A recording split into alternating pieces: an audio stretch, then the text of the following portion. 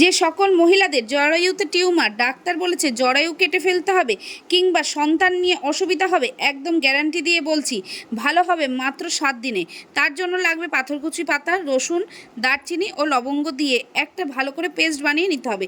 সেই পেস্টের থেকে রসটা চিপে নিয়ে তার মধ্যে লেবুর রস ও গোলমরিচের গুঁড়ো দিয়ে মিশিয়ে নিন। তারপর একটানা 7 দিন এই রসটা খাবেন আর দেখবেন আপনার জরায়ুর সমস্যা একেবারে ভালো হয়ে যাবে। পেট কমানোর জন্য আপনাকে আর জিমে যেতে হবে না। আপনার পেট কমতে কমতে এতটাই কমে যাবে যে নিজেই নিজের পেট খুঁজে পাবেন না। এর জন্য জলের মধ্যে ছোট করে কাটা লেবু, লবঙ্গ, আদা ও তেজপাতা দিয়ে 10 মিনিট ফুটিয়ে নিন। তারপর ছাঁকনি দিয়ে ছেঁকে এভাবেই একটানা 15 দিন সকালবেলা বাসি পেটে বানিয়ে খাবেন। দেখবেন 15 দিনের মধ্যেই আপনার পেট একদম কমে যাবে যে আপনি আপনার পেট আর খুঁজেই পাবেন না।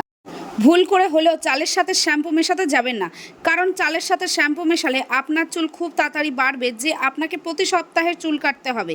তার জন্য চালের সাথে শ্যাম্পু, মেথি দানা জল দিয়ে ভিজিয়ে রাখবেন সারা রাত। পরের দিন সেই জলটা দিয়ে চুলটা ভালো করে ধুয়ে ফেলবেন, তাহলে দেখবেন চুল পড়া বন্ধ হয়ে যাবে ও খুব তাড়াতাড়ি বেড়ে যাবে।